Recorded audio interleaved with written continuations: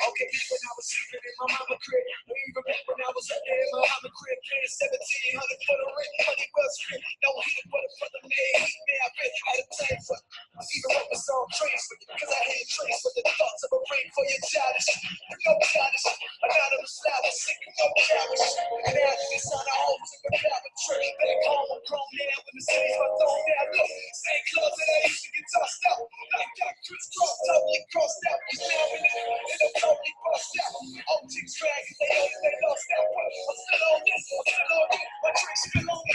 What I'm saying, I'm saying.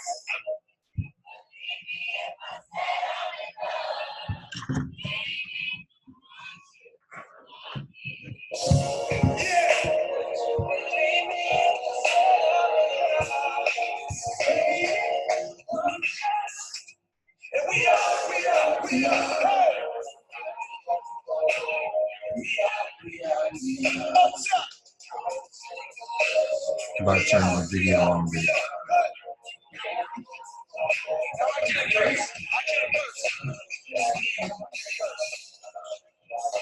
This has got to be the longest crush ever. If I ever get to cut it, be the longest bus ever.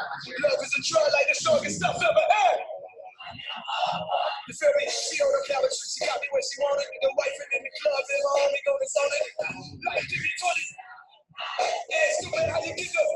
I'm in your city and I'm wondering if you're home now. We done found a man, but I'm hoping you alone now. Can't help but feeling like I'm trying to bar cliche. I used to pop before you at the bar each day. And typically I can't carry like he's straight. But you gotta put a freeze frame, yelling, please play. Be safe, homie, we'll live together. Just cut her one time. One more minute, and I'm gonna start, y'all. Just wait one more minute, and then just gonna go ahead and start.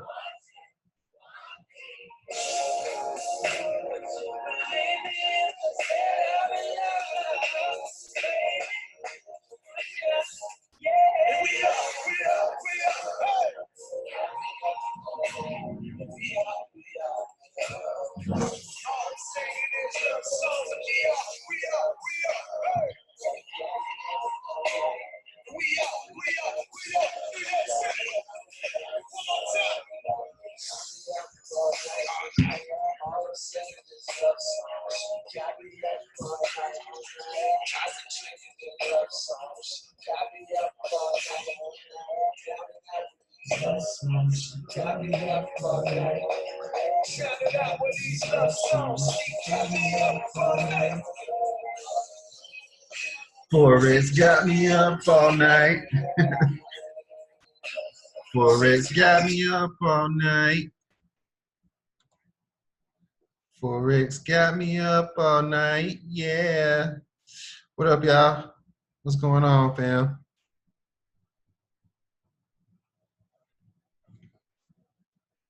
Y'all hear me okay? Everybody hear me good? I'm gonna unmute everybody.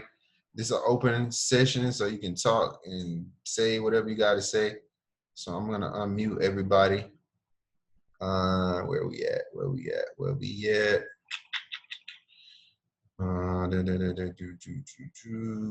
Soon as I get, there we go, participants. You know, unmute everybody so you can say, talk, whatever. Just turn your music down. I will mute you. Yo, Corey. What up, man? How you doing? Doing good. Let me unmute everybody. Nice to see ya. All right. So, What's up, Corey? what's going on, man?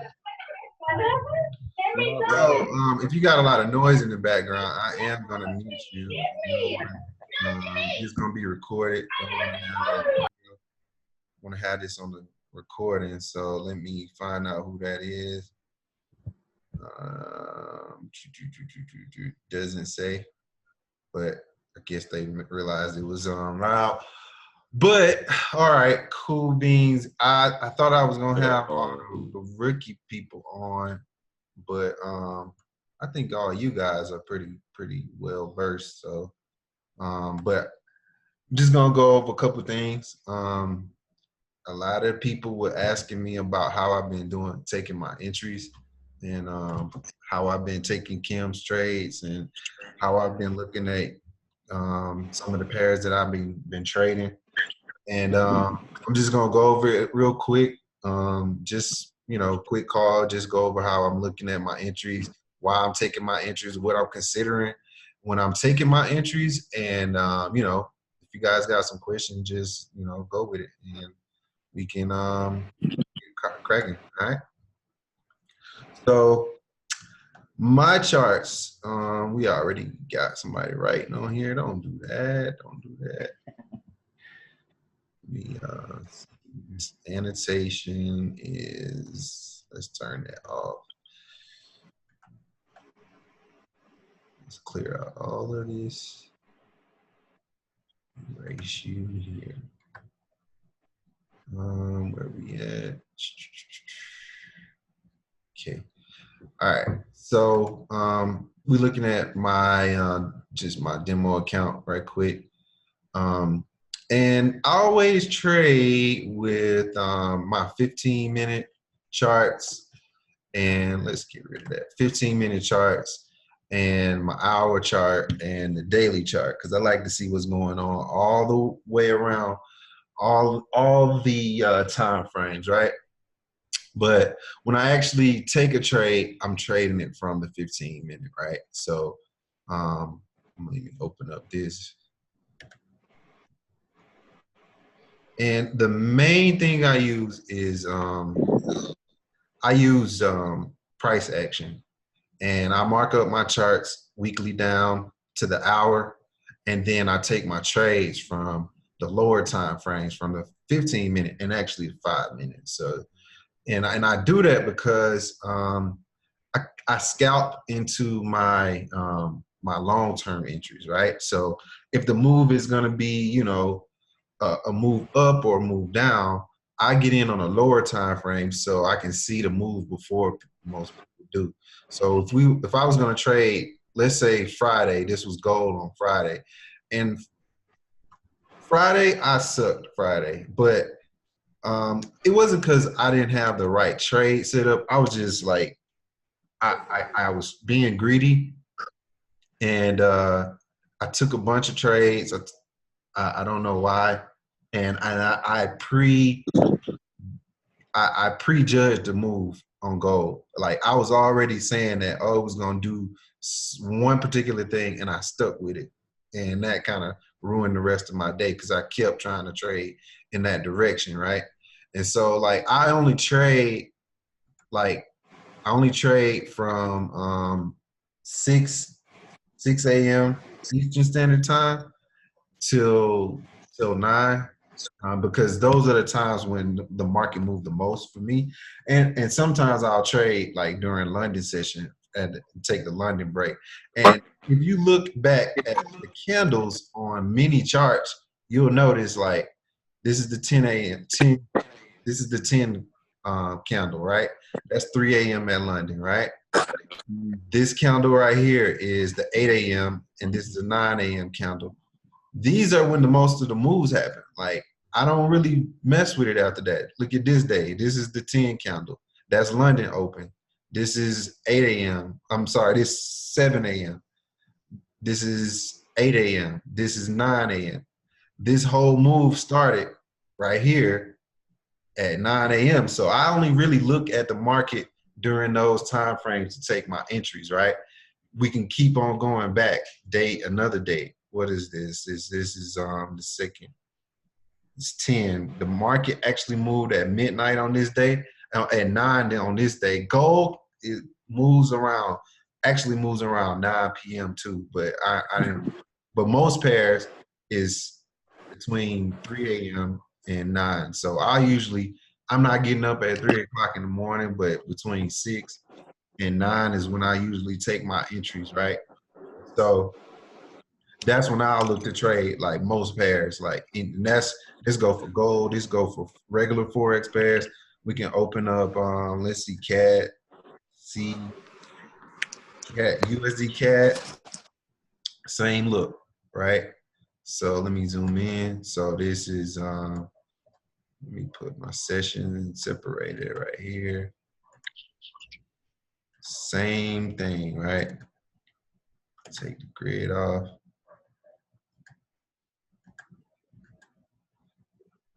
show the ash line, right? So same concept, right? This is 10 a.m., right?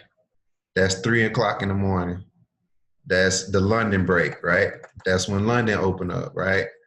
This is 9 a.m. This is the U.S. Open. U.S. market open at, the stock market opens at 9:30. So most of you moves start right here. We can go back to this day. That's, this is 8 a.m. Same move, same thing right here between 3 and 9.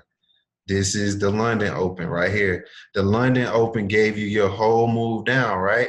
So you know, I don't have to sit in the market all day and all night because I know that the market moves the most between those time frames, between 3 a.m. and 9 a.m. And 9 a.m. Eastern Standard Time. So I don't really look for trades. Like a lot of times when I get trades or if somebody drop a trade in a group or something like that, I don't even look at it if it's not between those time frames because yeah, the trade might go, but you know, I don't want to be up all day or all night trying to look for a trade that it's probably going to happen between these time frames, right?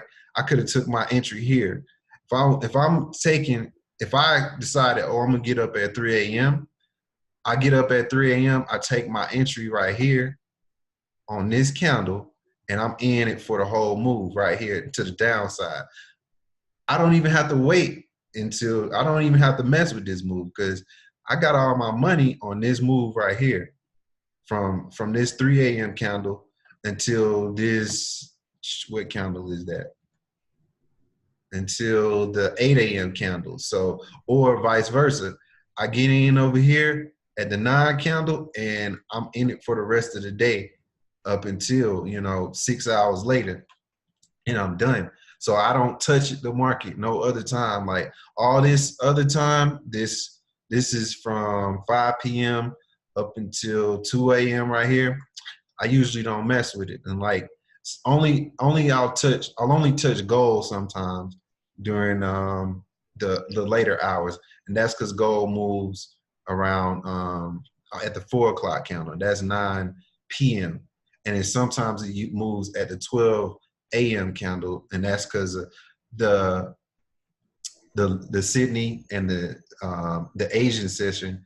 Those two sessions mess with gold a lot.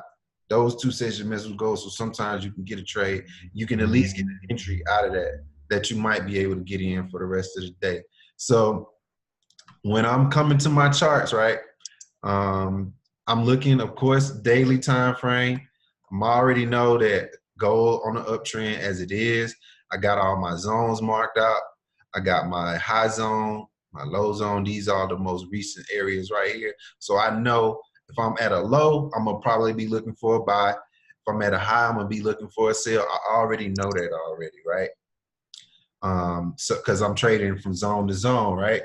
But when you're looking at what you're looking at down here, I usually keep my MACD on there just to kind of see, you know, give me extra confirmation, you know, if I'm looking at this, because I just like to know when the likelihood of, you know, I'm losing momentum, you know.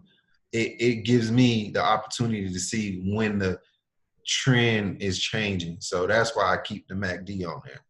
No, I don't actually use it to take trades, but you know, like in this case, if I'm looking at the 1 hour time frame, let me show you something. You'll see, like, all right, we consolidating, right? You see the MACD level at 0. All of the volume on the the MACD levels are flat right here in this particular area. Let me mark that out, right? So all of the MACD is flat right here in this area, right? And let me make this darker.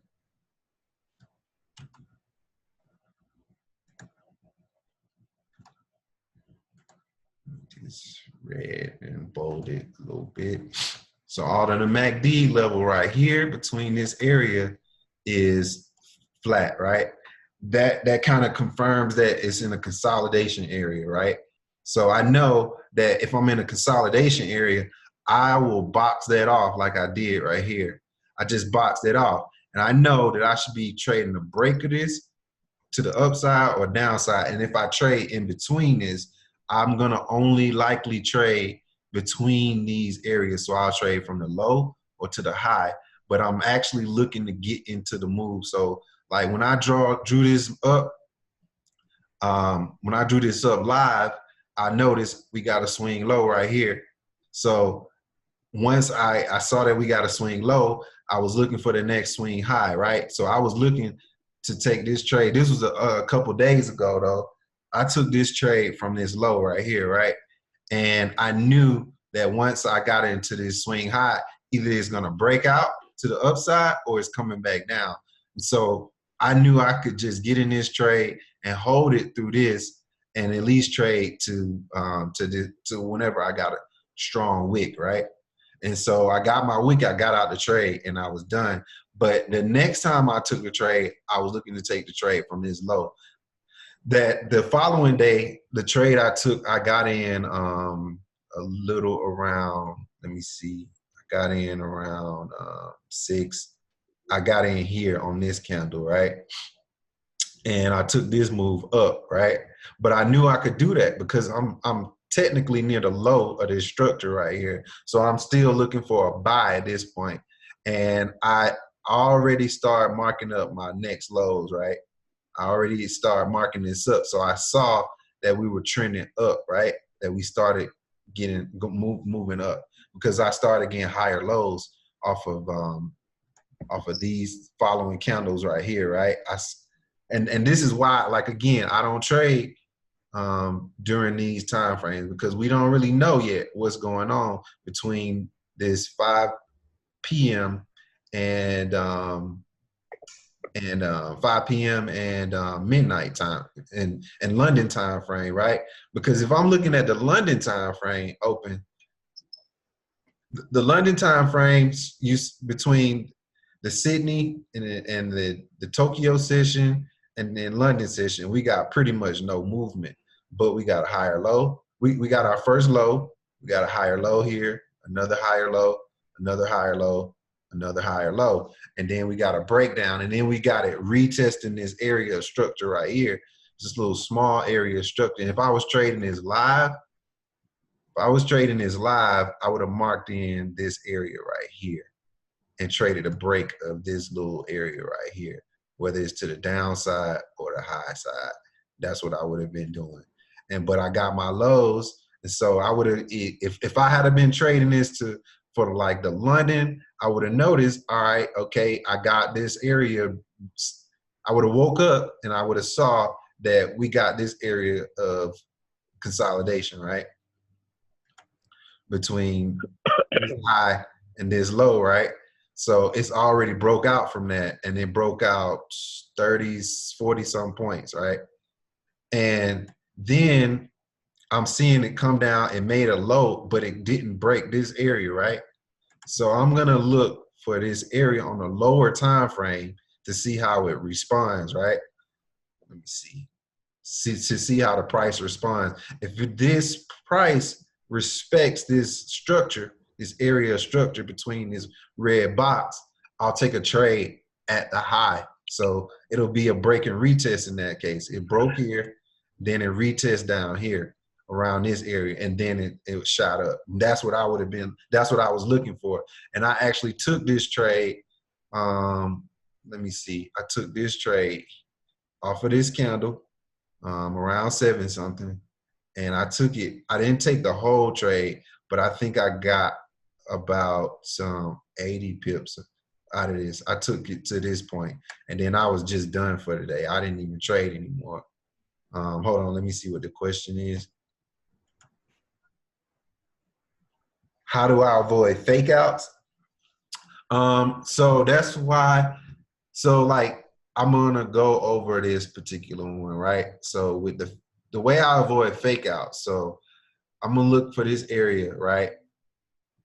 This same area is on the 27th, right? This is the candle I entered on, right? And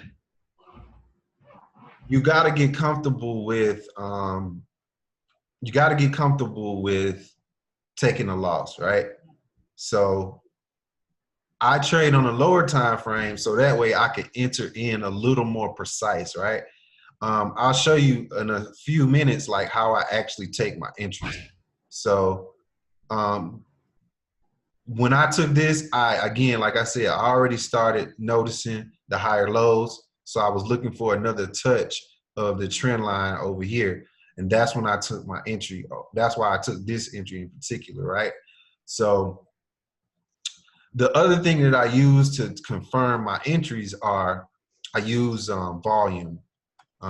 That's what I actually use when I'm looking for my entries. So this other indicator that I use, like I only use MACD just for an overall view. I don't actually use it to trade with, but I actually use volume to trade with though, right? So if I'm looking at my volume, I'm looking at whenever I get a volume spike near the area that I actually want to trade from, right? So say for instance, I was gonna trade from this high, right? Let's look at this other candle. Let's look at this candle over here. This is a good example. So like say for instance, I'm looking to trade the London break right here, right? And I'm over here and I'm seeing this and I'm like, what direction do I think the market's gonna go, right? And I'm near a high. So initially my instinct should be, I'm gonna take a sell, right? So soon as I see this market coming up, I'm looking for volume on this candle and I'm looking for volume on this following candle. And that's determines the direction or when I should take my entry. I'm gonna pull this up on the lower time frame so you can see what I'm talking about. So you see this candle, right? This on the 15-minute, right? So I just saw that volume increased over here, right? You can look at these levels, right? Volume's high prior to this candle was around 8. Let's see, over here it was 32.28, right? So this was the high previously on the volume, right? So on this candle, it gave you the high volume right here. So with that being said, I'm looking for the next candle to break the high of the volume and that's when I'm looking for to take my entry. So the next candle to break the high of this was this candle right here, right? And on this candle, we got rejection. So once we got to this ceiling, right? Once we got up here to this ceiling or this zone, it rejected. We got a huge candle with a wick, right? So now it's like, all right, in my head, I'm thinking, okay, this is likely the candle that pushed the market down, right? And then I come to the next candle. I'll either take an entry here, right? I'll try to take my first entry here, and let me move this line so you can see where I would have taken it, right? I'll try to take my first entry here. So I'll wait for this candle to open. This candle right here, insert shape. Waiting for this candle, this red candle right here. Looking for that candle. Let me change the color it is to. So this is my money candle, right? And the reason why this is my money candle because it's the first candle to break the volume high, right? The volume high again was 32.28, right? And that's the first candle to break that high, right? So I'm looking at the next candle to get into my trade. So what I would be looking for is for this candle to push up and push up if once it gets to its high, I would have tried to take my entry right here. And then I would put my stop just above. So here is my entry. I'm gonna try to get in around here. Then my stop, I'm putting my stop right here above that wick. And let me change this color. I'm expecting this to come down off of this high, right? My TP, either I'm trailing it myself or I'm looking for the next area wick rejection, which is here, right here. Next wick rejection, right? Either right here, and then I twin trade. So I would have had a one TP right here and one TP right there, right? So one of my trades I would have tried to close out here, and then the other trade I would have tried to close out here, right? But I'm trailing my stop. I'm trailing it down. So if it turns on me, I'm already in profit, right? So this would have been my stop loss. This would have been my entry. This would have been my first TP on the first order. This would have been the second TP on the second order, right? And so at my entry, I would have either hit two entries simultaneously, tap, tap, hit. I got two entries in, then I would have dragged in my stop loss and my TPs, or I would have took the entry here and then got in the first entry, and then likely got in under one of these other candles right here. But me looking for my volume told me, all right, we reversing, right? I got this candle, I came up, I entered in here, right? I got an extension to the downside. I could have closed out the first order here, and I might even close out the second one here because this came down close enough to my second TP that I don't need to wait until they actually get down there, right? So this would have been, that would have been 53 points. This would have been 84 points. And if I had a got right here, this would have been 70 points. So overall, I would have been looking at roughly 120 points off of this move, right? And that's with how much drawdown? What we got? That's with 15 points. No, that's with my stop loss at 15 points. But my drawdown would have only been 3. And if I got in right here, you know, at the base, I still would have been looking at 6 points, 7 points of drawdown.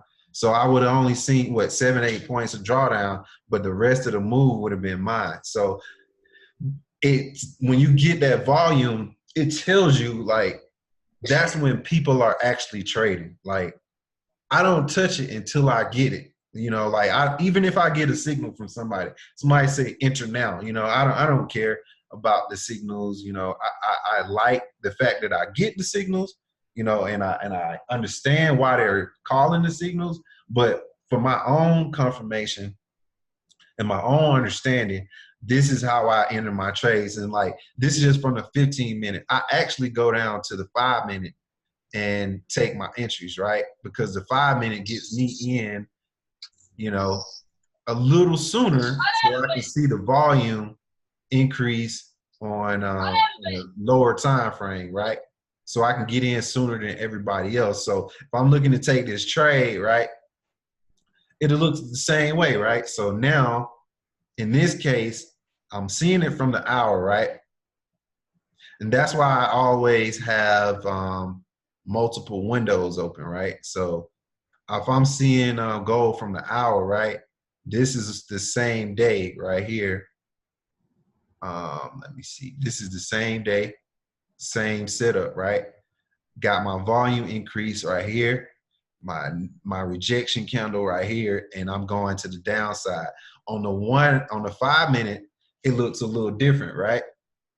So I get to see the actual rejection on the 5-minute a lot more sooner, right? So it's going up here.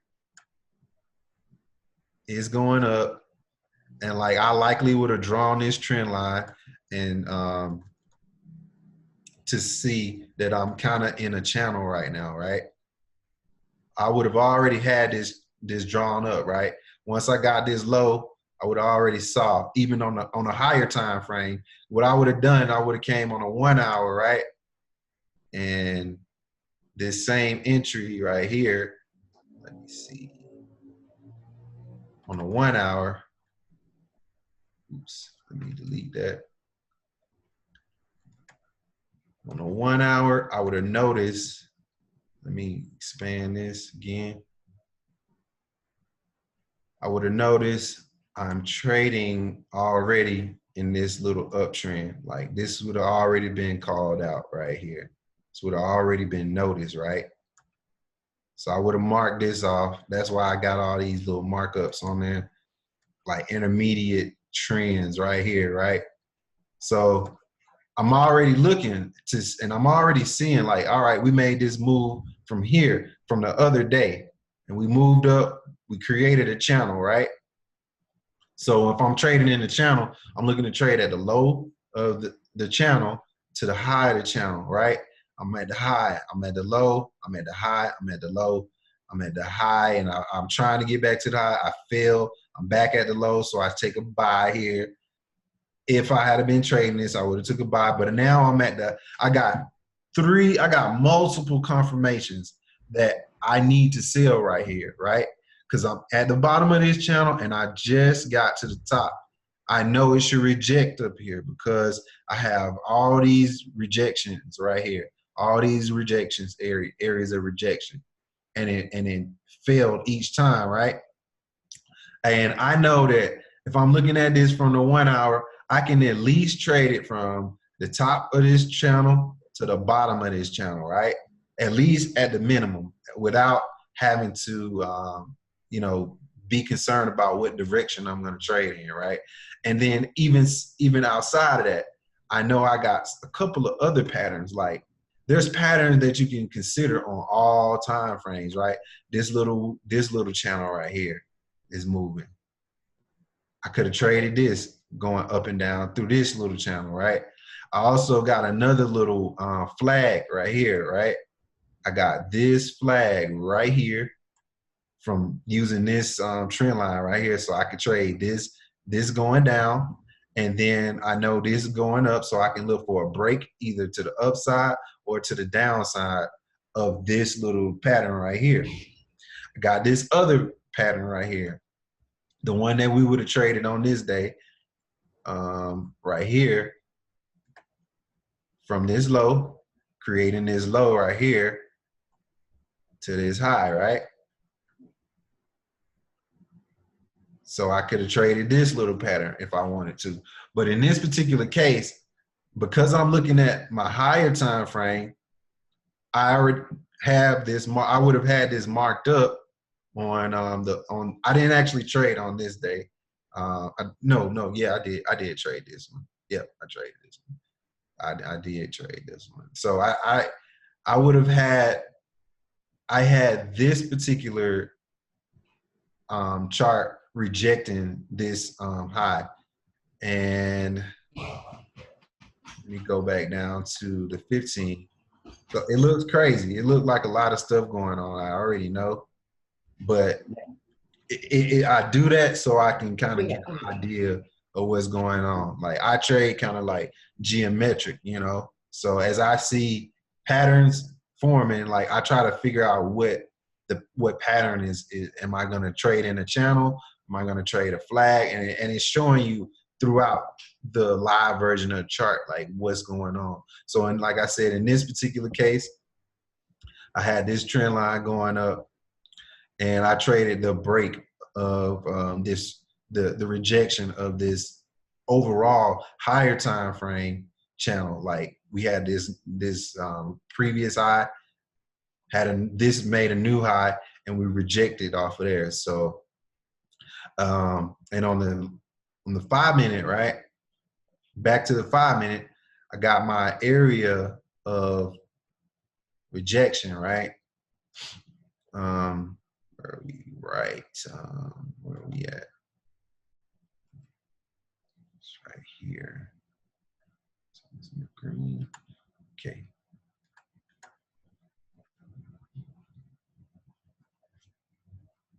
From the 5-minute, right? When I'm actually taking my entries, right? So like I said, I got this. I know I got a potential area of rejection. And on the 5-minute, I can see it reject hard with this candle right here. That wick was 11 pips, right? So once I see that, I know I got rejection from the upside, right? So if I try to take the high entry, right? So if I'm seeing this live, the actual candle that I entered on, it opened up at the base of this rejection candle. That's a pin bar. And then it went up, right? So when I saw that, the reason when I took this entry, I saw it going up. And so my hypothesis was that if it goes up and it does not break this high, I'm putting a sell stop right here, so that if it goes down, it'll pull me into the trade automatically, right? So once I see it going up, it breaks above this particular candle, breaks above, it goes up, and then if it rejects this, if I start seeing a wick, I'll just go ahead, put my sell stop right here or right here at the base, so that once it starts to come back down, I just get pulled in a trade and I'm going down for the rest of the ride. And if it continues to go in the opposite direction, if I get pulled in, here's my stop loss. I'm down 15 points, all right? So I'm not in the trade. I'm out of the trade. I just took my little small loss, but I only took a small loss. So in my head, if I'm still looking to trade this chart and I'm looking at it to break now, if I'm looking at this chart and it continues in that direction, right? The next thing I would look for is, since I know it's in the channel, then I know that I'll need to trade the break of this channel. So I'm gonna look for a retest if I'm gonna trade in the same direction. So if it was to just have gone up, it stopped me out here at this red line. All right, in my head now, I'm like, I gotta reanalyze this. I gotta reconsider that it did not do what I expected it to do. So at this point, if it breaks this, I'm out of the original trade with a 15-point loss, right?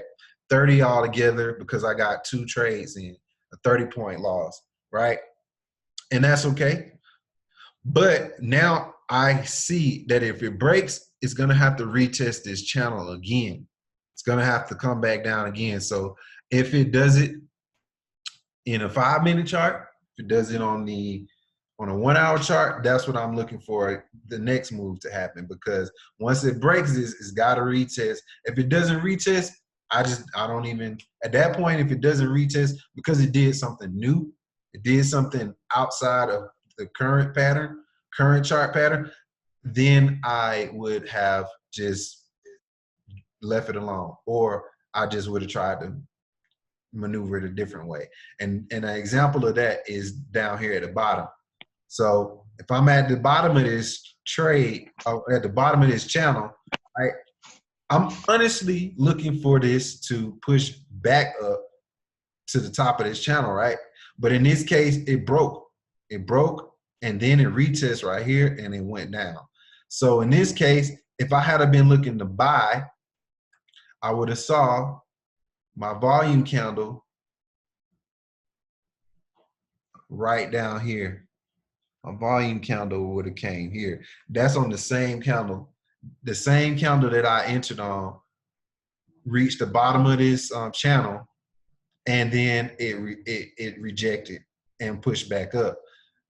There was someone that probably tried to trade this. I didn't actually trade this, the bottom of this channel though. But if someone likely tried to trade the break, trade the rejection back to the upside, and that's because we got that, and we know that because we got that wick. So we know that this tried to come back down, and even this this next candle confirmed it too.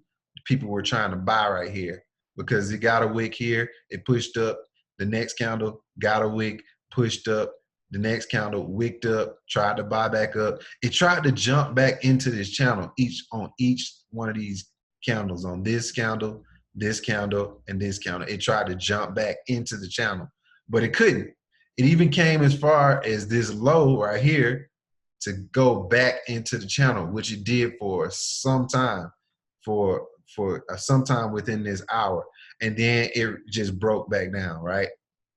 This is what I would have looked for if I was like, okay, this is gonna, you know, if I was looking to buy down here on this channel and it didn't buy and it came back down and went back and retested the channel, this is what I would have been looking for to say, okay, this is not going back up. I've tried to enter it on these 3 candles and I got stopped out on these 3 candles. So now that I know that the market wants to go down, I'll reconsider my thought process to say, all right, I need to be looking for a sell entry instead of a buy, because normally these other times that this pair has reached this bottom of this channel right here, it bought, right here it bought, right here it bought, and right here it bought at the bottom of the channel.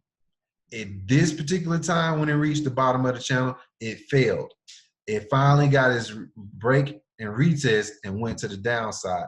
So now that I know that it's rejecting it, it's broke out of the channel, it's changing up the pattern now, I'm like this, okay, we got this. This would have been the first thing I did. I would have drew this trend line. This was my swing high. This is my next swing high to the upside. So I know that if I get a push up here and break this, I'm gonna look for this particular candle, and I'm gonna try to take my entry off of this candle right here because I got volume confirmation right here. And the only way you can get rejection is if you get a lot of volume, meaning you got a lot of people in the market.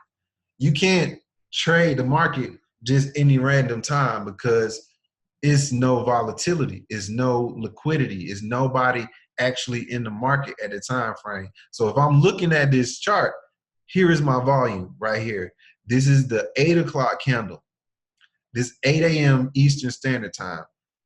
When people are waking up, they're live in the market. This next candle is the 9 candle. And on the 9 candle, I get nothing but rejection. It confirmed what London told me right here. London told me that the market is going down. It tried to buy back up. I got my retest. US confirmed, London stopped. So I'm looking at this chart right here.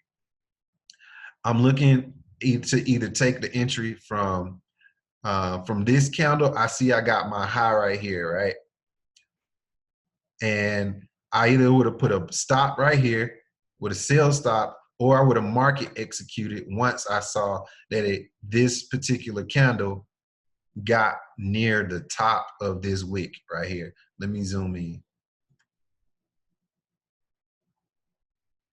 Let me zoom in, right? So volume came in here on this candle, right? I'm expecting volume to come in. And when I get the volume to come in on this candle, I'm watching what the candle does. It wicks, right? So as soon as I see that I got the wick on this candle, I'm dropping down to the 5-minute chart, right? We're going to the 5-minute.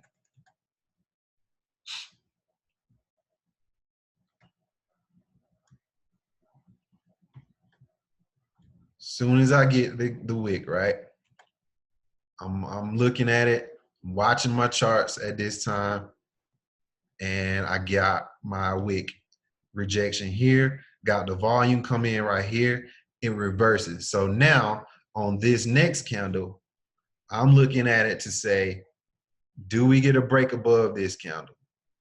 And if we do, then I'm just gonna watch it, or I'm gonna just put a sell stop right here at this point. This would be my entry right here.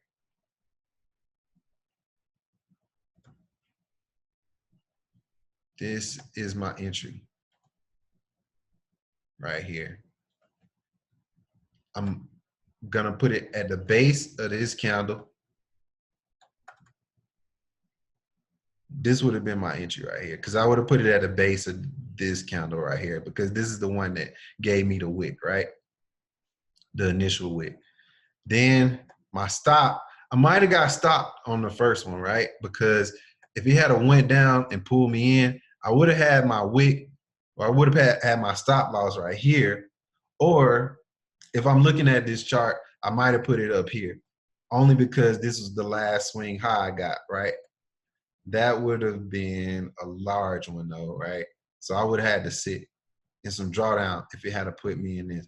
But if I entered in on, I would have likely got pulled in at this candle right here. So I actually would have only had like 12 points of drawdown. Then I would have had my first TP right here. That would have been 54. And if I had stayed in it, I would have got this whole move right here without no drawdown, none at all. So, and then I'll give you a bad example that I took. Give you a bad example because nothing's perfect. Nothing's perfect. But does this work a lot of times? Yes, it does. It works quite often, you know. On Friday, you can kind of see already on Friday, this is Friday, the market was really, really, really, really choppy. For me, the way I trade, the market was really choppy. And you got wicks on the top side, you got wicks on the top side, but you got wicks on the bottom, you got rejection, you got structure breaks. It was just all over the place for me. And Friday was a bad day for me, but I didn't have, it didn't even have to be. I just got kind of stuck with one concept and I didn't like adjust, you know. I would like to have the recording. Yeah, I got you. I got you.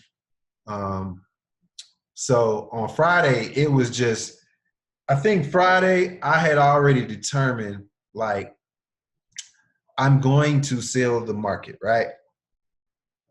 And and if I had just took my first trade, I would have got out with no problem.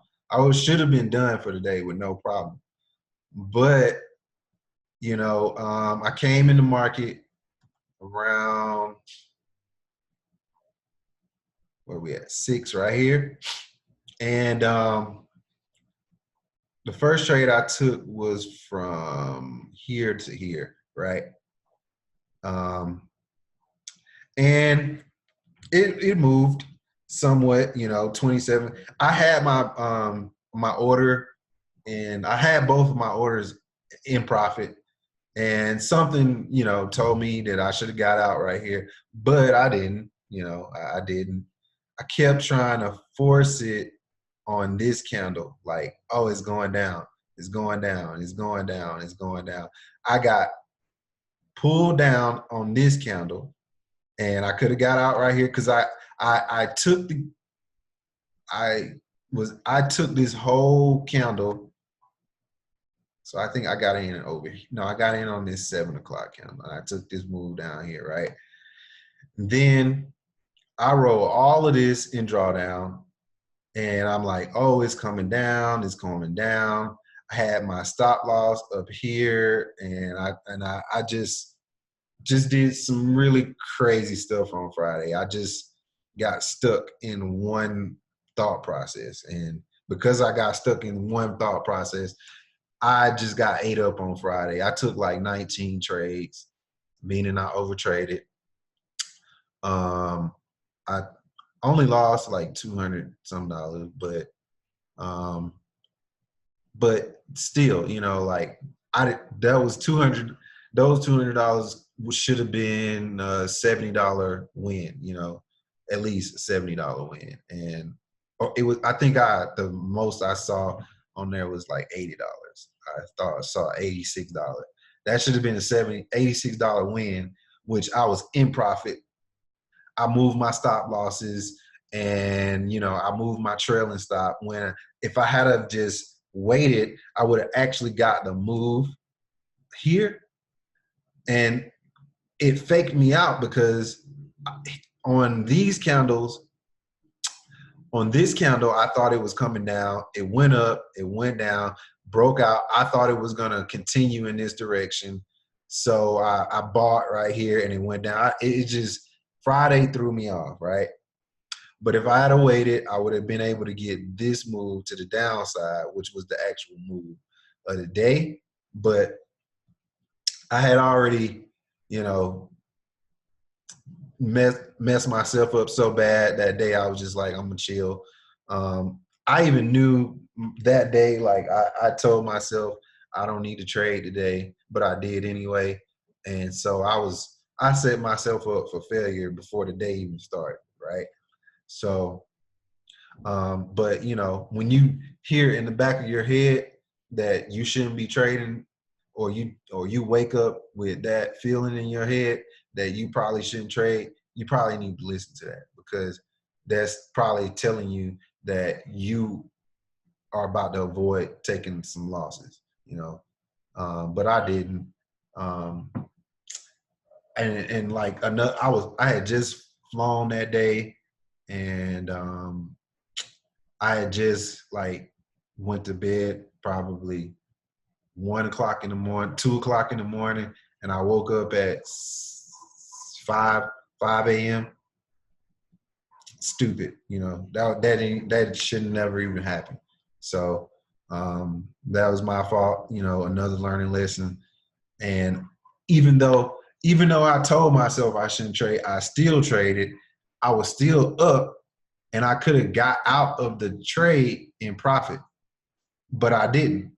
And, you know, so it wasn't even that my process was wrong. It's just my mindset was off that day. Like I had in my head that I was about to make $4,000 that day, you know, like in my head, that's where I was at, you know, like I'm about to take every trade that I take today is about to be $1,000 trade. Like that's where my head was.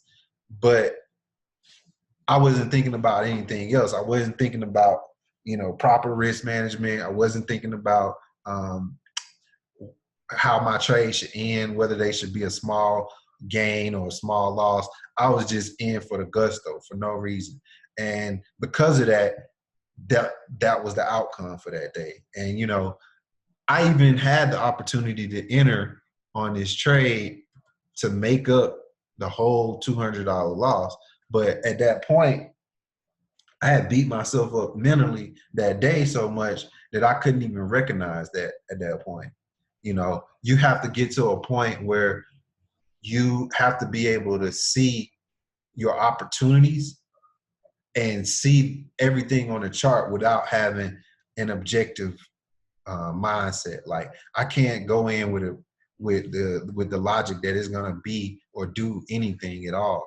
I have to see that I have an opportunity to take a particular direction or another direction, and then I have to take advantage of it. I can't go in with the mindset like, oh, just because I drew these lines that the market is going to do this, or just because I assume that it's going to reject right here, the market's going to do that. I just have to say the probability is high that it goes down from here. So if I get the opportunity to take this trade right here, here's my stop, here's my loss. If it goes this direction, I get in profit, I take money, I get to go home. I get to close out my laptop with some money in my pocket. If it doesn't, it hit my stop loss, and it's not going the direction that I thought it was going to go in. So because it didn't do that, I need to adjust, pay attention, change my thought process to consider what's actually going on in the market, to see if I can take advantage of what's going on at this particular moment in time. Hold on, let me clear some of this stuff off. So me looking for what's going on what I'm looking for, what I'll be looking for, like going on throughout this week, is at least for gold anyway, boxing off this area right here, this area of structure, right? This is my area of structure, right? And we already can see that we got push down, push up, push down, push up, push down, push up, push down, push up. So we trading right now in consolidation. Here's my confirmation right here. My MACD flat is hanging near the 0 area, right? So on the higher, on the 1 hour time frame, I can look at the same thing, right? On the 4 hour time frame, we still in this little structure area, but this is telling me from the 4 hour that the market is pushing down, right? I'll draw up my higher. This is my move down, my first move down. This is my swing high. That's my swing low. This formed my area of consolidation right here. So I got my swing low right here off of this low candle right here. This is my swing high. So I either trade when it breaks this low or this high, or I trade in between the high and the low inside of this move. Whereas I take a buy from here, sit, and I close out here, or I take a sell from here and I close out here at the bottom until I get the break in either direction. So I would be looking for to take the buy here in this area and the sell here from this area. And then if I don't get either of those, I'm trading the breakout here to the upside, or the retest here to the upside, where I get the retest right here. Or I'm trading the opposite, trading the breakout down here, or the retest over here to the downside to continue moving down on these time frames. So if I, and like, even when Kim teaches like to trade the breakout, you don't know how far the breakout is gonna go. So because I don't know that, if I'm entering in at a breakout, I'm likely, I would have tried to enter from the top, right? So I would have tried to already have this order already in motion, right? So from this candle, I'm still looking for my buy right now until I see a close underneath this area, right? So I'm still looking for the buy off of that. But at the same time, though I'm looking for a buy, I'm keeping in mind that my stop loss needs to be lower than one of these wicks right here. I either got my stop, if I'm taking a buy, I'm trying to take it right here to move it up to these 103 pips. My stop loss, if I'm taking a buy down here, is right here at these 12 points, or is down underneath this for a 26-point loss. And then if I get stopped out right here, I'm automatically changing concept. You know, that means that it's breaking out of this structure, right? I'm breaking out of the structure. So now I need to revamp my thought process to say I can't buy anymore right here. I'm done with the buying concept. I'm done with the thought process that I need to buy right here.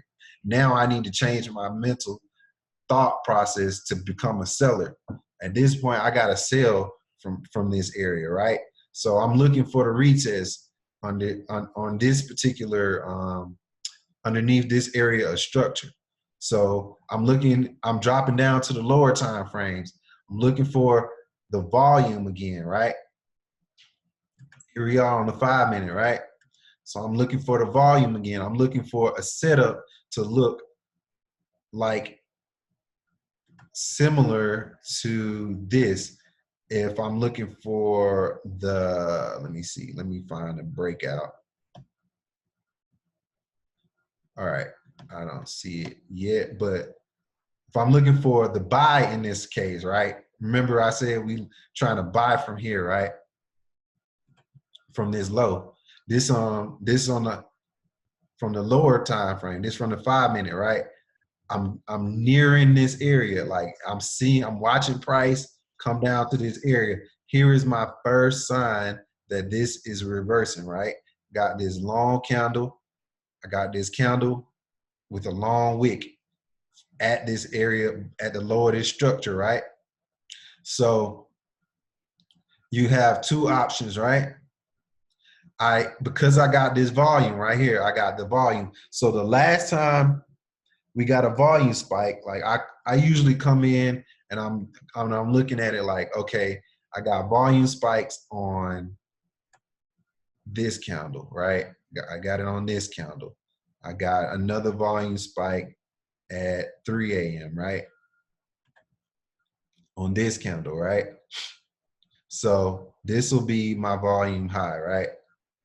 This is where my volume needs to be higher than, because it's London, right? Because it's London, it's gonna be a volume spike, but it's not the hardest spike you're gonna get. Because when you get London spike, you just get a London trader and US traders that are up at 3 o'clock in the morning, right? So you'll get a spike, but not as hard as it's gonna be, because once you get that spike from the US opening, that's London plus US traders. That's when the majority of the people trade. So I know now, here's my area. I need to see a volume above 1440, and it also needs to be near an area of support, rejecting an area of support or resistance, right? So I'm moving on, moving on, moving on. I could have took this trade right here. Right here, we got a touch of 40. We got a touch of the volume right here at 44. I could have took that, but honestly, I probably would have took this particular trade, the rejection off of this high. Probably would have took this, because this was this is where I should have been trying to trade on Friday, right here. I didn't see it, like I said, because I'd already destroyed my day mentally. Like, you know, that day was done with from the start, you know. Or you know, this was my 3 a.m. candle, volume, rejected, long wick, next candle, long wick, put my sell stop right here. I put my sell stop right here. I would have had my stop loss up here above this candle. That stop loss would have been 12, would have been 9 to 12 points away from my entry. My drawdown would have been 4 points, but my first TP would have been right here. That would have been 34 points. My next TP would have been right here. That would have been 48 points. And if I had still held this, I could have got down to this 100 points. That's how I trade, you know. That's what I would have looked for, you know, to take this trade. And I couldn't see it, but that's what I'm usually looking for. And in this case, if I'm at the bottom of this structure area in reverse, I see my first wick. I see that I get another attempt to break that 1440 area of the volume right here on this candle. I got volume plus wick. So that means that the people now, the people in the market now are trying to buy it. I get another candle. I probably would have got in on this candle right here, because if I'm looking for a buy, I would have put it at the base of this candle.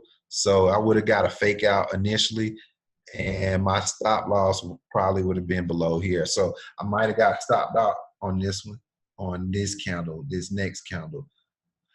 If that had been the case, because I take that back, I would have probably did two things on this. So I wouldn't have probably taken this as for its face value, because it's the first one, and it didn't actually really break the volume area, right? So I would have been looking for something a little higher than that, right? But if I had been waiting to get something higher, I would have actually saw this candle right here. So I would have probably used this as my entry candle instead of this one. But I would have just known that because I got this candle, that it's likely changing direction. And another thing that would have signaled that I could buy this is at the end of the day, between 2 and 4 p.m., you usually get a reversal trade that you can take. If the market's been going down all day, between 9 and 1, then you're likely going to get a reversal trade during the 2 to 4 hours of the day. And that's if you're trading like gold or US 30, because that's when the market's going to close out. A lot of people try to get in on those closeout trades. Like if it was going up, there's likely going to be a reversal to the downside at those times. If it was going down, there'll likely be a swing to the high side during those times.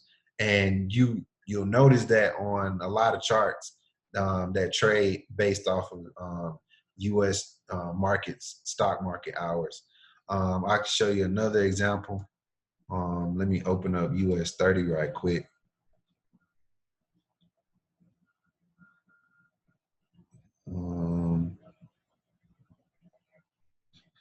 Where is it? Here. Show you on US 32. US 30 does that. S&P 500 does the same thing. And then I'll show you here. So here's US 30.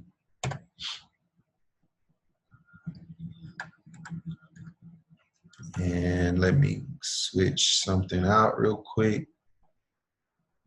Let's go to 1 hour. And we'll clean up this template.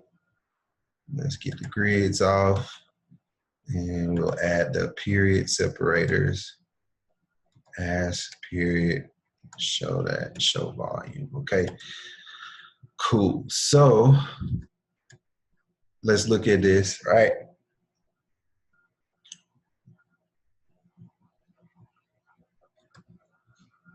Here is here's the 6 o'clock candle reversal. Here's the 9 o'clock candle over here. The noon candle is here, and then here's your 2 to 4 candle right here. Not really big, but you can see people try to buy the market back up right before it closed. That's still 95 points.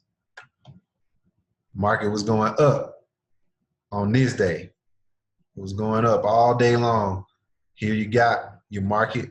You got a sell-off. The market tried to go down. Got your people taking profit right here. Same thing here. Like the market's been going down all day long. People realizing it's not going down any further, so they closing out their trades. And if I was selling, because the market was selling, in order for me to get out of my trade, I have to buy myself out of the trade. So this buying caused that little slight reversal. It's not that it's actually changing direction. It's just people are closing out their profits, right? You got people that saw this going down, people closing out their profit. They were like, okay, it touched another zone. It touched the zone right here. It came down. I got in up here somewhere. It broke this zone. It touched this zone. It's not going down any further. Let's take profit. And that's why there were people that took profit right here, and there were people that actually took entries right here to buy. So the combination of people taking profits and people actually getting entries right here to reverse this trade, that's why this swing can happen right here. That's why this swing happened. But that wasn't actually the move, because the move was still going down from this point right here. You had the same thing happen on this candle. You had people that had been in this trade from the top. And then you had people that were in this trade from the top. And then you had other people that entered this trade on this candle right here that closed out right here on this candle. And they made the market seem like it was going back up. You see the same thing on this day. The market was going up. You had people get to this high. And if we look back another couple of days, we probably see that this area is an area of rejection right here, right on this candle right here. See that area of rejection? So people were like, all right, I need to get out of this trade, take profit. People who had got in from this candle down here, they got in down here. They took it all the way up here to the next area of rejection. They took profit. People also entered the trade for a sell. They took the market down right here. People said that this is another area to enter for a buy. So they took the buy. They saw that this was the next swing low. So they took the buy right here to try to see how far they can get it up to go. The people got it up to this area right here. At the end of the day, they closed out their profits right here. So you had sellers. And if you're in a buy, it's the opposite of it being in a sell. If I'm in a buy and I want to get out of a buy, I need to sell it back to somebody, right? So if I got into a buy here, I started selling back here. I started taking profits by selling back. So I got the combination of people selling back their buy orders and then people entering new buy orders right here. And that's at the end of the day. So these people got in, they got out, they got this wick, 73 pips. They started selling. You had people taking profit. You got new people entering in the market. They took it down this far, couldn't go any further. People realized that this was the next area of rejection for that short period of time. They stopped selling right here. They started buying back their orders to get out of their trades for the sale to take profit, and people got in for new entries. Those new entries are these people right here. These people that came in the market right here. Those are those new entries right here. There's probably another area of rejection that's right here on a smaller time frame. Let's go to the left. You got this wick. That was your new area of rejection. So those people stayed in that trade till they got to this point. They knew that they could take it. The new people that got in the trade knew that they could take it from here to here for 100 points right here, and then close out, and they were done. Got another swing high, swing low. New people entered. These people closed out down here, and new people entered down here. You got people push the market up. They knew this was another area of rejection right here that they could trade to.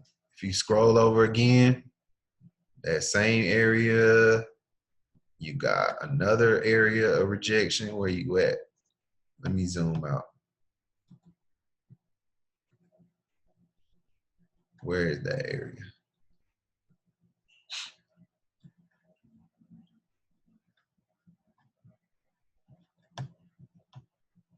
Let's go to a higher time frame.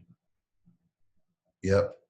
They saw they could get this area right here off of this wick. So they knew they could buy it up to that point, right? Going back down to that time frame. They bought it from here. This was the new people that entered, that bought it from here, from this low. This was the new people and the people that profited, that entered from right here, that were in profit down here. So they started selling, they started buying back their sales right here. They took profit right here. New people enter right here. They bought up until they got to this point. Then you had the people that sold, that started selling and closing out in profit, that took the trade from here, and new people that came in and they pushed the market all the way down here.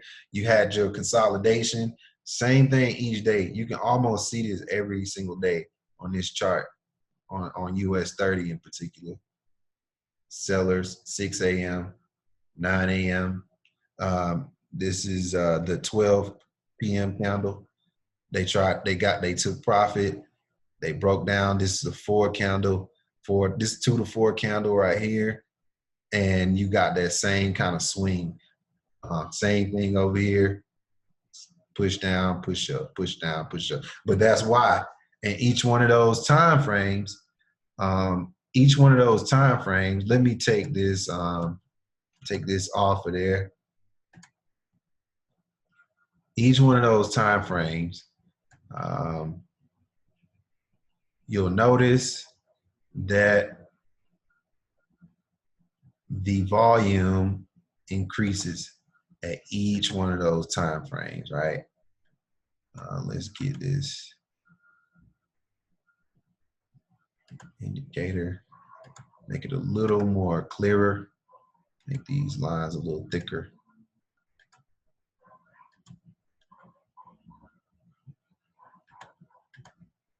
Hold on, I'll answer the question here in a second. So at each point, you got increases in the volume every one of those times. What was the question? Best time frame to check out for a retest on US 30. So like I said, I mark up everything down from the weekly to the 1 hour, right? And I enter in on the lower time frames, right? So if I enter in, if I'm looking at something, if I'm looking at this chart and I'm looking, this is the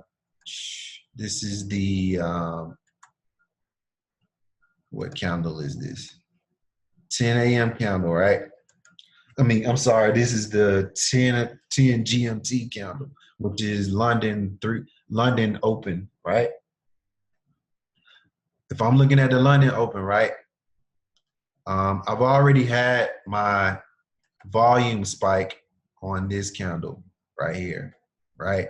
So I am looking for a candle to break this volume, right? So at this particular time frame, let me make this a little bigger so I can see, so you guys can see it. So in this candle, the volume says the high volume on for this particular day was here on this candle up until this point. Up until the point where I'm going to actually trade, right? So the high volume was here at 9 p.m., right? And at 9 p.m., the volume got up to 5,563, right? That's how many orders came in at that time, right? So in order for me to enter a trade, I got to see a candle reject. I got to see the volume clearly break that area, and then I'll take my entry. And I'll need to see that if I was going to enter on the 1 hour chart, this volume needs to break 5,563 at this point. And it doesn't break it until it gets to at this point, I don't know if it's going to break to the upside or the downside, right? But because I see that the volume comes back, the next candle to break the volume is going to is wicking, right? This candle tells me that it's going up at this point, right? So it gives I won't say it tells me that it's going up, but it gives me the probability that it's going to go up increases because I got this wick rejection candle. It says, this candle says the people that are in the market do not want this to go down any further. So once I'm getting this, right, and it's actually this candle, the next candle, right? Once I see that I'm getting volume coming back into the market, right? I want to know what is my, that's if I'm taking it from the hour. Let me go to actually entering it again. So actually entering it again, right?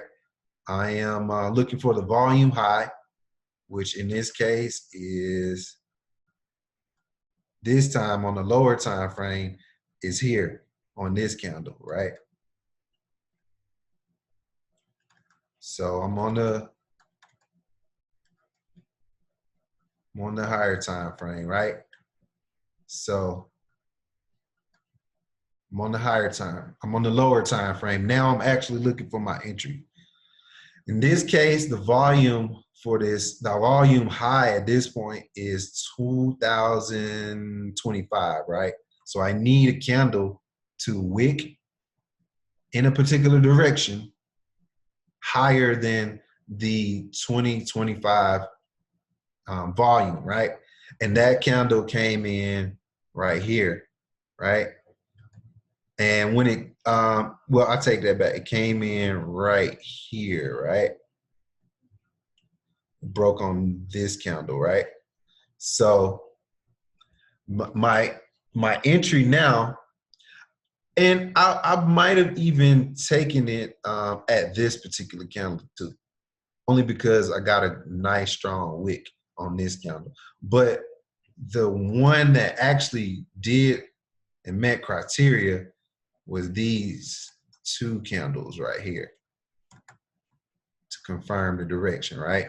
So I see that this candle would have just likely been my first candle to say, okay, all right, we might be rejecting, all right? We might need to consider rejection right here, right? So I'll look to try to take this as a buy, right? So if I was to take it off of the candle, I would have tried to get in on one of these two candles. Whereas I'm waiting for it to push down, then I got my buy stop in and looking for it to take me back up, right? And let me delete this so you can see the actual candle itself. Delete.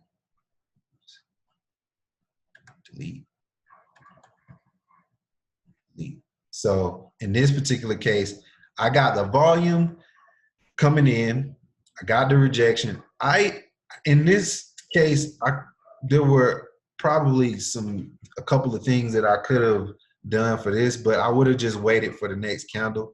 I'm putting my buy stop at the base of this candle. So what I would have needed to happen was my buy stop order would have been right here.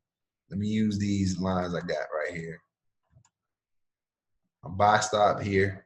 This would have been my entries because I'm at the base of this candle. And let me mark this so you'll know. Like I'm looking for a buy, right? Buy stop, entry here. That's on, let's see, this is this black line right here. It's gonna be black. Buy stop entry right here, right?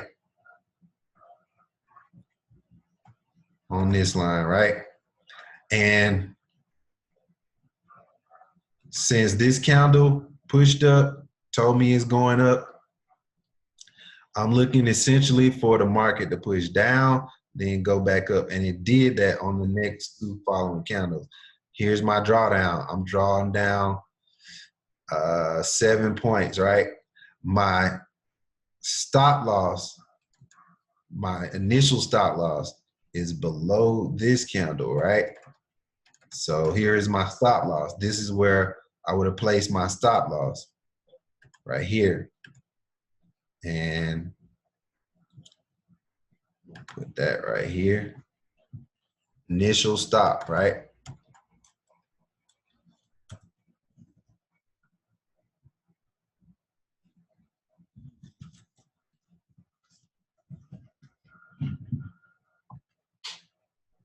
And this was this is my initial stop loss, right? This was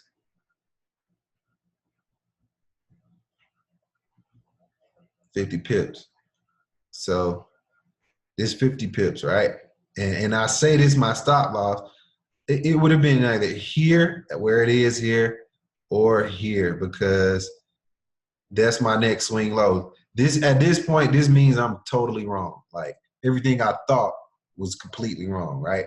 So, and it still gives me the opportunity to say, like, if I was right and it came all the way back down, this actually gives me a better entry point. So let's say that it went up. Let's say that I entered in right there. I entered in right here, and it went up to this point, and then it just shot back down, right? And it shot back down, and it stopped me out. And then it went up, right? Let's say that happened, right? I was wrong about my entry, but I was right about my analysis, but my entry wasn't right, right?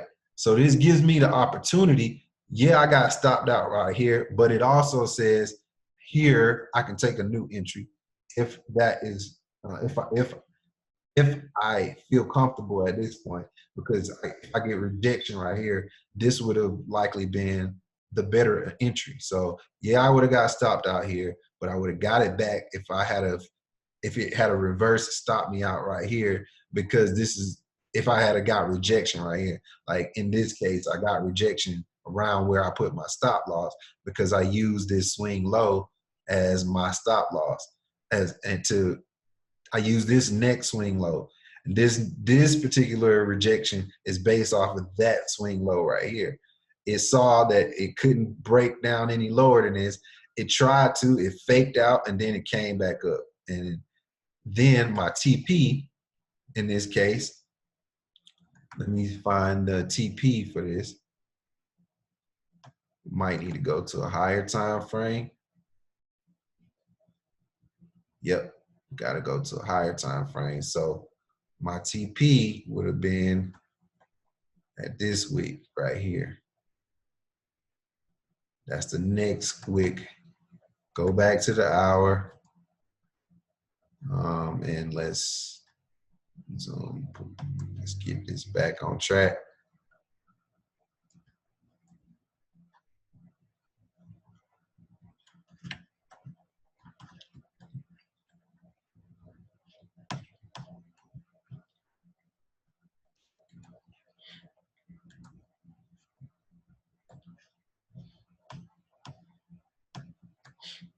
So here's my stop loss.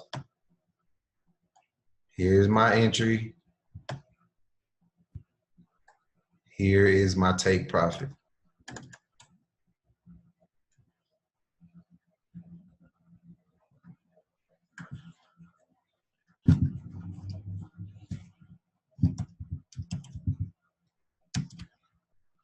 Max. This is my max take profit, right? But I could have, there was probably another area which would have been right here that I could have used as my secondary. The first take profit right here. So I would have likely had one right here too, because I'll split the order in half. So this would have been TP1.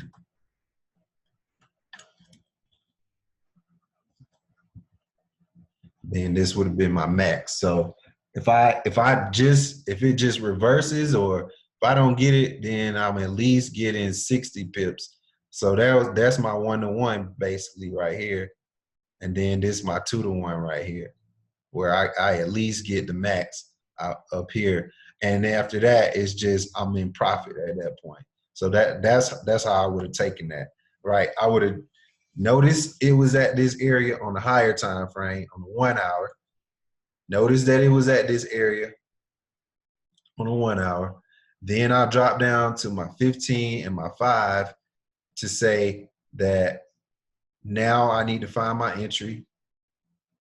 And then once I get my entry, I'm riding it to, I'm moving my stop. Like once I see that it's moving in my direction, right? I'll either manually do this and I'll trail it up. So now if I'm entering in right here, okay, now I see it wicked off, now it's going up, right? So I'm up at this point on this candle. If I'm entering in right here, I'm already up 30 points, right? I'm moving my stop to break even, right? This is break even right here. Just enough to cover this. Then now it's just a race to figure out whether I'll get hit on the stop loss or I'll hit TP first, whichever ones come first. So once I get to close to this, I may have manually exited the trade on this candle if I saw this wick. So I might have manually exited, but I'll still have another one in play, and then I'll just trail it up. Now, this is my new low right here, my next low.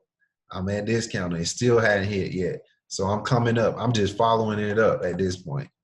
Then after that, I'm right here. I'm following it up. I'm at this point. Even if I'm following it up, going up in the chart, I locked in 30 points already before it even hits the TP. I've already locked in 30 points already. Once it gets close to TP, I'm right here. Now I locked in another couple points. I just locked in 39 points. Still hadn't got the TP. Cool. I got another low right here. My stop loss is right here. And I'm either going to hit the TP or I'm going to hit the stop loss. I got a new low. So now I just locked in out of this trade, locked in 44 pips, right? It hits TP. One of my orders closed out. I'm waiting for the next low. All right, it's right here. I'm good. Now I'm Gucci because I done closed out right here. One of my orders closed out right here, and I still got this order in, and I got this push up to the upside. So now I'm just in profit at this point.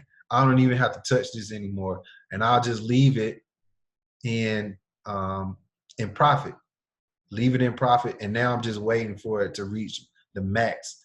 And if it doesn't reach it, even if it doesn't reach it, I locked in on one trade, 57 points. The other twin trade, I locked in. If it just so happens to come all the way back down before it gets to here, I would have locked in 62 points on this trade. And that's me. That's me just leaving the trade alone at this point, not even coming back to check on it again. But if I'm manually watching it, it's gonna hit TP, or I'm moving my stop loss again underneath this wick. Now I just locked in another couple pips, locked in 85 pips, right? So altogether, I would have had 57 off of this trade, 85 off of this trade. It never comes back down. It finally hits TP, or let's say I just so happen to move my stop right here under this. It comes down, I get stopped out on this wick right here, right? But I still locked in a total of 102 points on this, 57 points on this. I got 150 points in my trade. And this was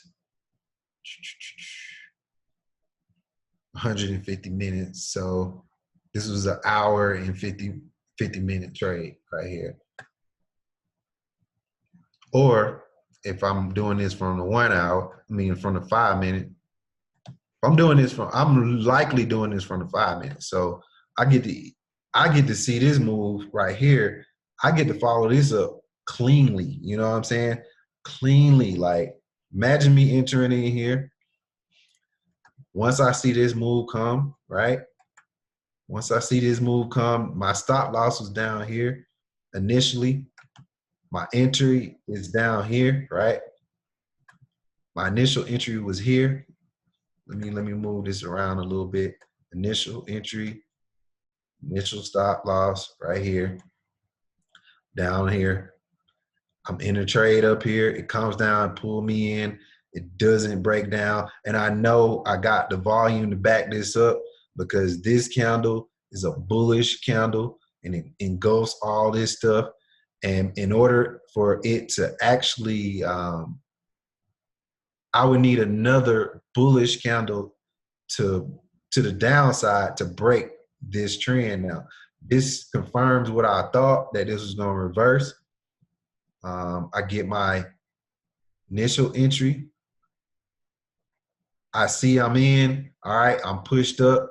I'm just following it up now. It doesn't break below this. I'm following it up now, right?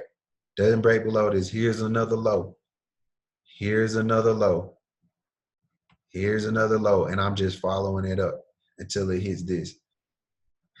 Until it hits the TP or until it hits the stop loss. And if I don't get those, I'm still in the trade for either way. And that's what I'm looking for. That's how I enter. That's how I take the trade. That's how I find my retest. Soon as I see it break on the higher time frame, I drop to the lower. I look for my retest entries there. If I get faked out, I get to see it sooner than somebody else would that's trading it from a higher time frame. I get to see the fake out a lot sooner than somebody else would.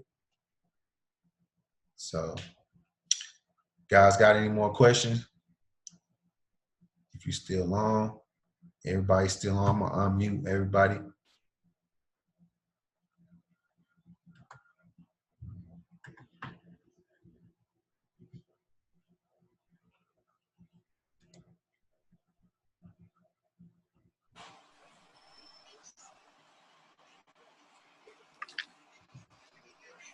Cool. So,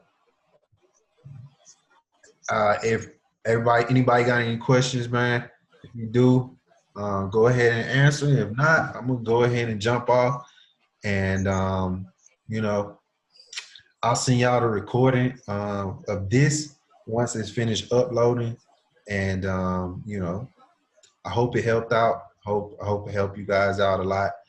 The more I talk about it, Corey, it's helping me out too. What's up, man?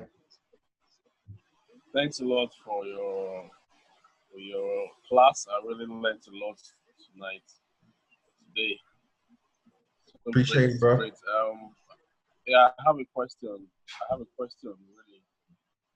Really. When it comes to US 30, do you have any you trade it based on sessions, maybe London or US session or the Asian, or do you trade on any time whenever you see a potential signal or structure being met before you enter the trade? Yeah, so like I showed you in the examples I gave, like I only look for trades between 3 a.m. and really 10 a.m., right? 3 a.m. Eastern Standard Time and 10 a.m. Eastern Standard Time. And then if I'm trading those during those time frames, I am looking for volume, which is, you know, when the other people are entering the market. And if I get a signal that says, you know, hey, you know, if I get a signal from Kim or something like that, you know, I will consider that. I always consider it because she might see something that I don't see, or somebody in the groups might see something that I don't see.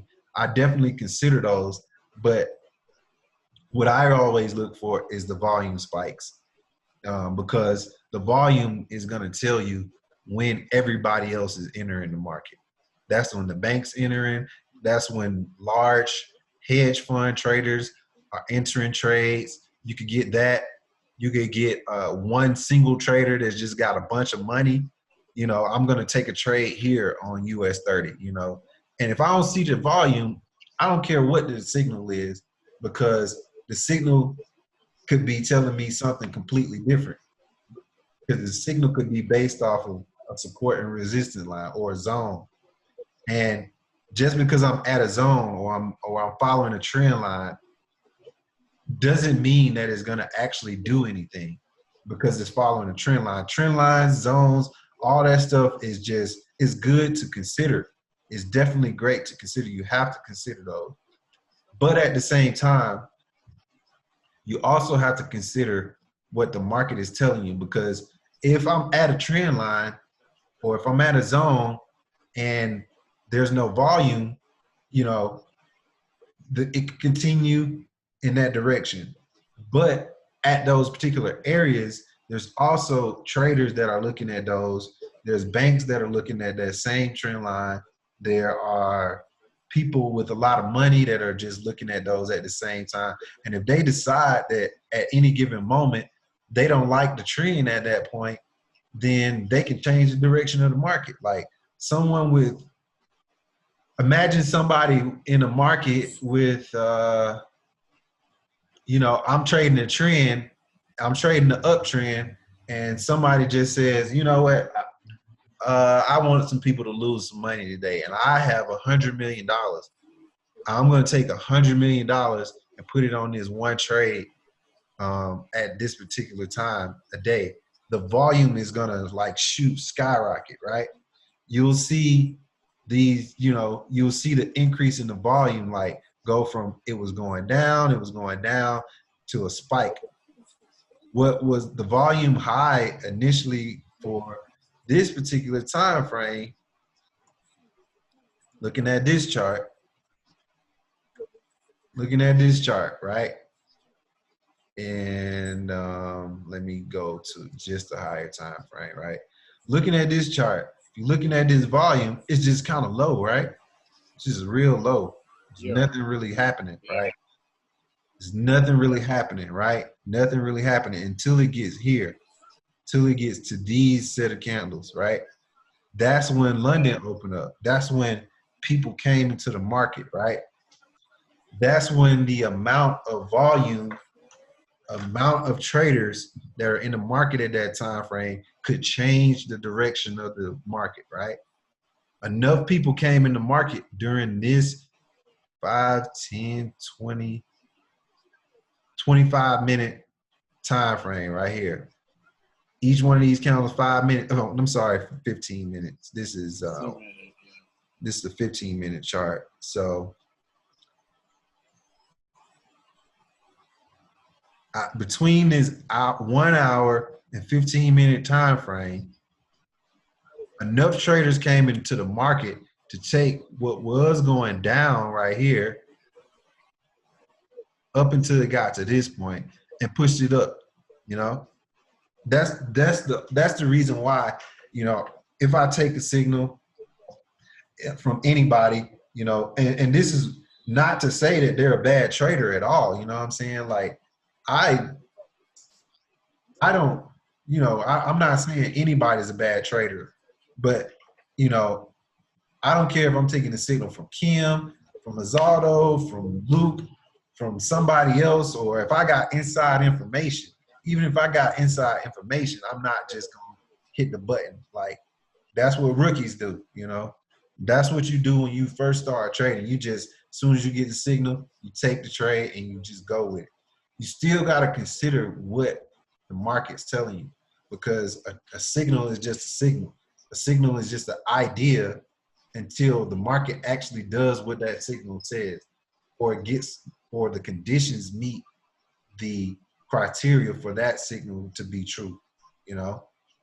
And if volume tells you, you know, volume plus rejection tells you something completely different, then are you still going to put that trade in based off of that signal?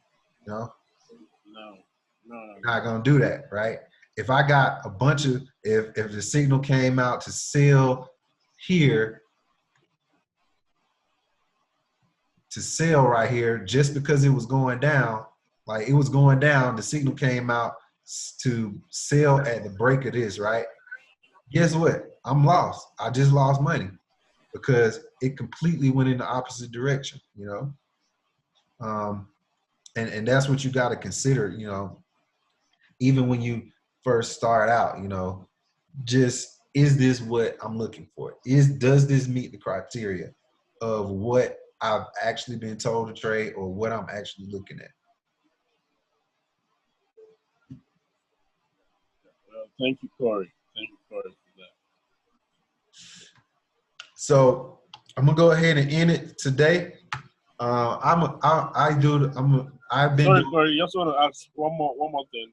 Okay. How does like for example, when Donald Trump tweets, his tweets, does it really have impact on the market, like causing those long spikes also?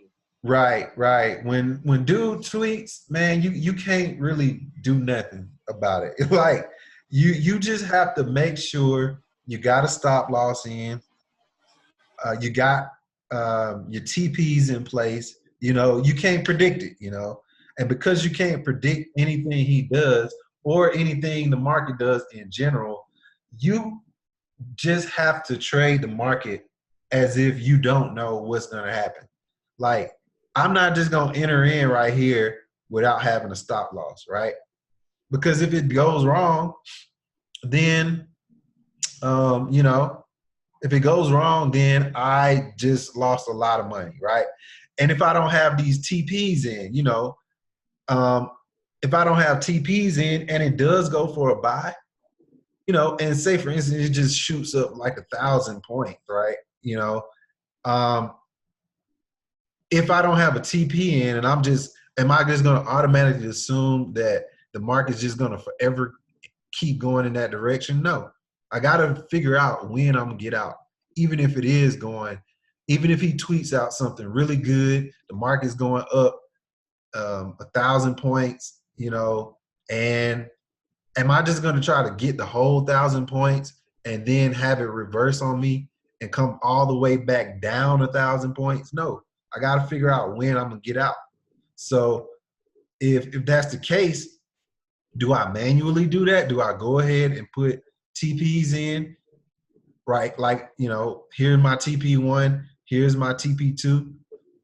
Or if he tweeted out something that's real good and it's going 1,000 points, then I'm just gonna trail it up with a stop loss. You know, I'm just gonna keep trailing it. You know, as long as it's going up, I'm just gonna follow it up. You know, and whatever I get stopped out as my stop loss, then you know that'll be where my take profit was. You know, so you know, say for instance, I just deleted this. Let's delete this. Delete this, right? This was my initial stop loss right here, down here, right? And Trump tweets. Let's say Trump tweets right here, right? He tweets it out, right? And the market just shoots up, right? I'm in the trade. I don't know. I'm just following it up at this point. This is a low right here. Cool. This is the next low. Cool. This is the next low. Cool. I'm in. This is another low. Oh, damn. The tweet just shot up some more, right? Damn, I'm in this. I'm in it. You know, it's good. Making money. Here's another low. Here's another low. I'm just riding it, you know. And then eventually, once the market loses its steam, here's another low, right? I'm in it. Here's another low, right? Guess what? I'm stopped out of the trade right here. If I'm following every low, this is where I finally get stopped out of the trade right here. But guess where I'm up 118 points right now, because we don't know when it's gonna happen. We don't know when it's gonna reverse. You know, if he tweets out a tweet, you know, just like say this is where he tweets it out, right? And then he tweets out the tweet that it's gonna go and it goes up, then it reverses, right? And he tweets out another tweet right here. He tweeted out something completely different from what he said. And now China just, all right, this is Trump saying I'm adding more tariffs. The market, I'm reducing the tariffs. The market goes up based off of that tweet. This is China saying I'm going to add more tariffs right here. The market goes down. But guess what? I'm stopped out for a profit. Just made 118 points. That's, you know, I don't know that's going to happen. You know, I don't know when China is going to decide to throw in their own tariffs, you know, and I don't know when Trump, but if you trade with the concept that you could always be taken out of trade and you move your stuff in your stop loss and profit, you trail it up manually or you set trailing stops, you don't have to worry about that. It doesn't matter if Trump tweets out anything. It doesn't matter what the news is or you know, some type of report comes out because you following it up, you know. And if it does something completely different, you already got your initial stop loss in place. So if you lose, you're only going to lose a certain amount of money. You're not blowing up your account, you know. You live to fight another day. Yeah. Did I answer your question? Lastly, Corey. Yeah, go. Thanks, Corey. Thanks. I also want to ask, how do you fight greed? You know, when you're making money, there's this factor of greed that comes in that you want to over leverage and you want to make more money. You know, you get into another trade and you end up on a loss, and it's so painful when you lose. You know, at that point, how do you fight? How do you fight greed? I mean, if you once you enter the trades, when you enter a trade, like you set the stop loss right there. You know how much you stand to lose, right? Already, you know. So you have to get in your head that I could, even if I do everything right, I could still lose whatever my stop loss is. You have to get that in your head from the beginning. Like if I set my stop loss right here and I lose this trade, that doesn't mean I was necessarily wrong with my analysis. You know, I still could have analyzed the chart properly and did everything right as far as entering the trade, but something could have thrown it off, some news, something else, or whatever the case is that could have hit my stop loss. Maybe my stop loss was too tight, you know. Maybe I need to widen it to give the chart room to breathe, you know. There could have been a lot of reasons why you lost a trade, but if you did everything you were supposed to do, you still lose, then it's not a loss. It's just a learning lesson, right? It's you have to learn from that, you know, like what could I have done to make this trade go better? Could I have moved my stop down further? Could I have loosened my stop? Was my stop too tight? Should I have moved my stop loss in profit? So, you know, those are the things you have to think about if you lose and you did everything right. Now, on those other trades that you just do something real stupid, then, you know, you got to know that you did something stupid. You know, like with me, when I traded Friday, I knew I did something stupid because I knew I shouldn't have traded that day. I knew I shouldn't have traded because I woke up with a feeling like I don't need to trade today. I woke up feeling like you know, I was gonna do something stupid. And even though I did something stupid, I still had the opportunity to close out the day at least with an $80 profit. You know, I moved my stop loss back down to even after I was up 80 pips. And I saw that the market was rejecting. And instead of me closing out, I just moved my stop back to the initial because I'm like, oh, in my head, I'm like, oh, it's gonna finally go. And it didn't. And instead of me taking a $50 profit, $80 profit, I end up with $200 loss. And I kept forcing it after that.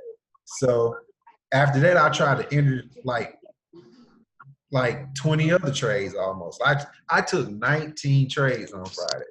That's the dumbest thing Wow. I've done in a long time. You know, where like Wow.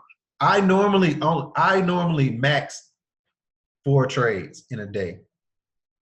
4 trades, that's it. Like if I took 4 trades, I'm in profit. That means I did everything I was supposed to do right. Because that means that I followed everything. I followed my steps. I followed my strategy, and I didn't overtrade. You know, once I start seeing more than 4 trades, that means that I've probably done something stupid that day. Do you do more multiple positions? Yeah, I always trade. Always twin trade. Okay.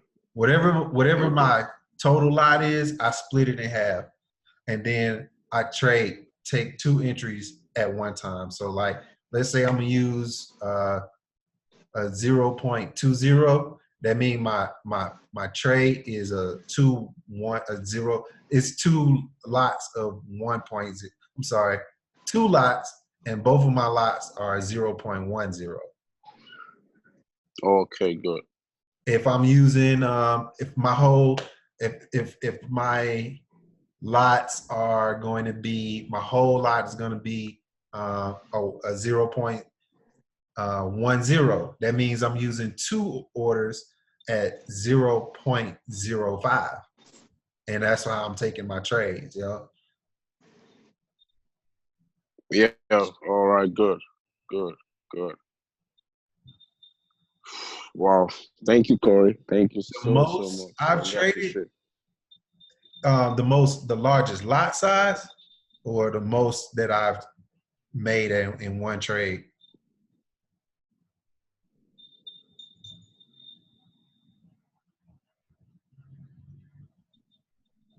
That both. The largest lot size I did was like a combination. Like I traded. I think I traded the most was 2.5 standards, and Wow. but that was stupid though. I was over leveraging though. I was over leveraging. Hope it went into profit. It did, but wow, great. So with that, it went into profit, and I made like $2,000 that day, but Woo. I was stupid because I was still using those lot sizes the rest of the week, and none of my other trades like went in the right direction. So not only did I lose that $2,000, but I think I was down $500 from trading with over leveraging, So that's cool and all, but if I still do something stupid, it don't matter. You don't over leverage, Then I think the most I made in a trade was like 5,000, but that was a long time ago. I was trading stocks though. Like the most probably I made on a Forex trade is like 2,000, like 2,000. But like I don't make those kind of trades anymore because I don't over leverage anymore. Like I'm good when I make $100, $200, $50, something like that, because I'm trying to compound. Like I changed the way I trade because like I'm not trying to hit the lottery. I want this to be a long-term situation. So I don't over leverage anymore, and I didn't over trade anymore until Friday. So I got to be a dumbass on Friday, and got to learn, have some stuff re-emphasized on Friday. Don't over trade. Don't over leverage with 19 trades. So yep. Trying to compound like that. That's what I'm doing. I'm gradually growing. Like, so I try to build my account off my trades, and then I also build my account with the money that I add in. And the only way I size up my lots is if I win on my trades or if I add in more money. So if I add in another $500 or another $1,000, then I get to trade with the higher lot size. That's the only way. If I win on several trades in a row, then I get to size up my lots. And I usually only size up my lots in numbers that can be divided by 2. So, so that way I know that if I hit the button 2 times, I got the same lot size. Like, I'm not going to put in, if I'm using 0.2, I'm not going to try to, do, a 0.7 or, a 0. If I'm using a 2 standards or something like that, I'm not going to say one order is a 0.7 and then the other one is a 0.13 to get 20. I'm not going to do that.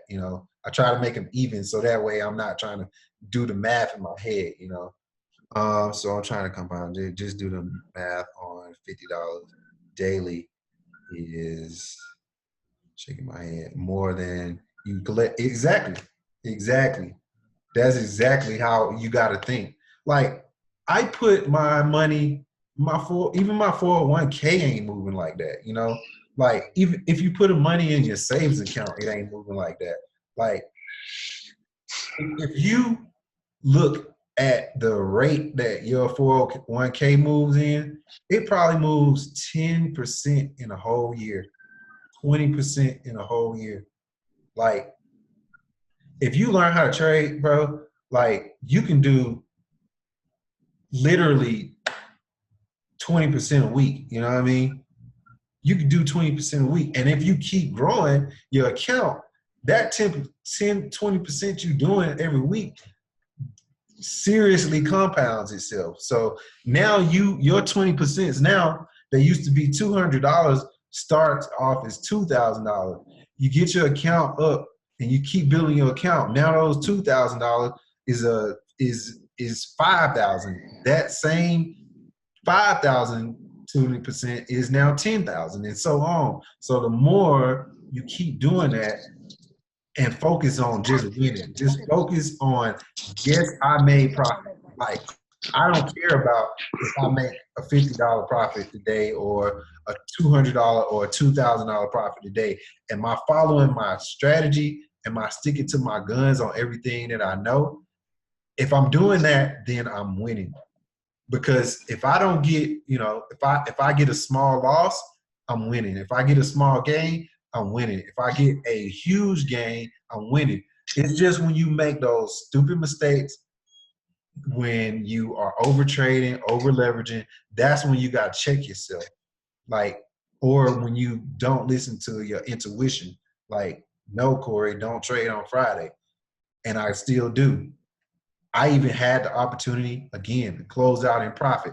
I would have been fine taking an $80 day because I know that same $80 day down the line is an $800 or $8,000 day down the line when my account when my accounts meet everything. So, like I said, I will go ahead and once it's finished uploading, I'm gonna go ahead and post this online on my YouTube page. And then I'll post the link in so y'all can get it. And Hey, Corey. Yep. Send me the link to your YouTube page. Okay. Whenever you get free. Okay. All right, cool. I'll get up with you next week. Okay, bro. All right. Later. All right. Thanks. Thanks, Corey. This is Pedro. From Nigeria. I really appreciate it. Are you still in Colombia? Oh man, I'm still here. Wow. Still here. That's good. Hope you're enjoying yourself, man. All right, man. We got another 2 weeks, so we'll be here. Well, cool. So I'll go ahead and post this, and then you guys will get it once it's done uploading. Cool? Yo, sure. All Cool. right, man. Y'all have a good one. All right.